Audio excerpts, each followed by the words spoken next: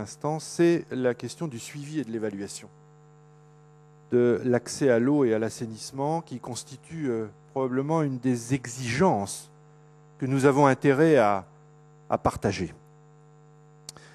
Autour, notamment, ça aussi c'est la déclaration de Paris, de la recherche d'indicateurs de résultats et d'impact qui soient aussi maniables et aussi, je crois, convaincants que possible dans le paysage actuel.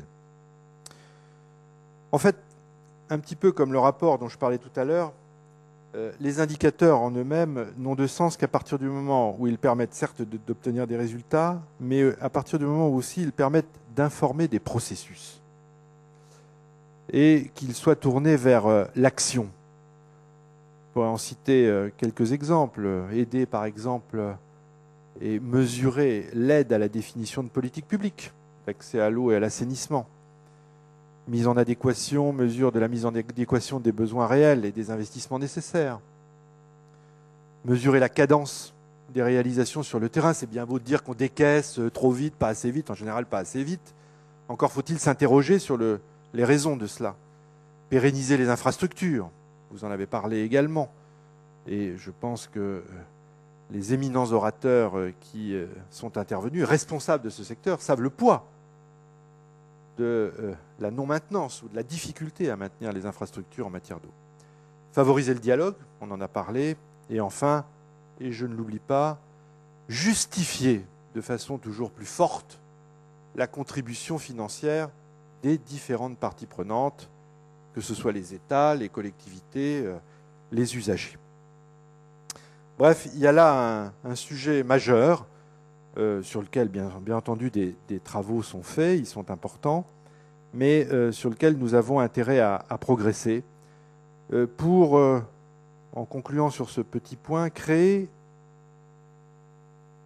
consolider des relations de confiance entre les partenaires et encourager naturellement des investissements supplémentaires qui soient au service des objectifs qu'on se fixe.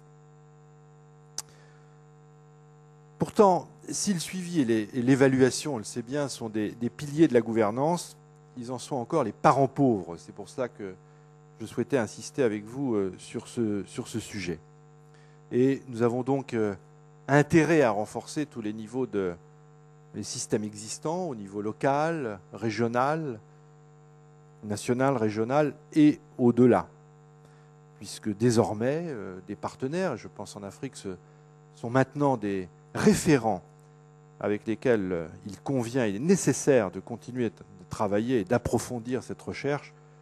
Je pense au Conseil des ministres africains chargés de l'eau et je pense naturellement à la Banque africaine de développement qui a ce rôle très particulier à l'échelle du continent.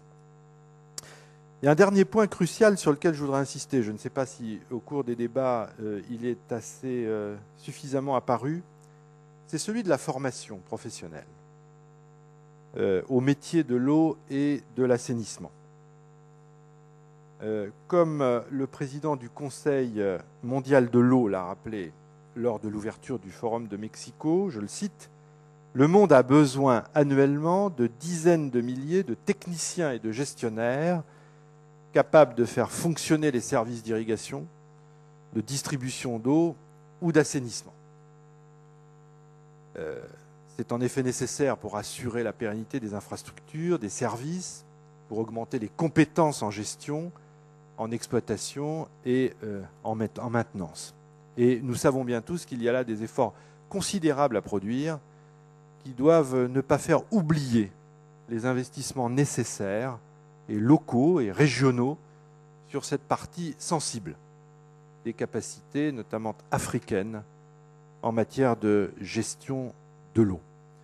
Je voudrais signaler à cet égard les investissements que nous faisons tous, et la France a souhaité le faire, sur l'Institut international d'ingénierie de l'eau et de l'environnement de Ouagadougou, qui désormais, dans le paysage de la formation continentale, aura son rôle pour la formation à l'échelle de ce continent de techniciens supérieurs, d'ingénieurs, qui mettront leur expérience au service du continent.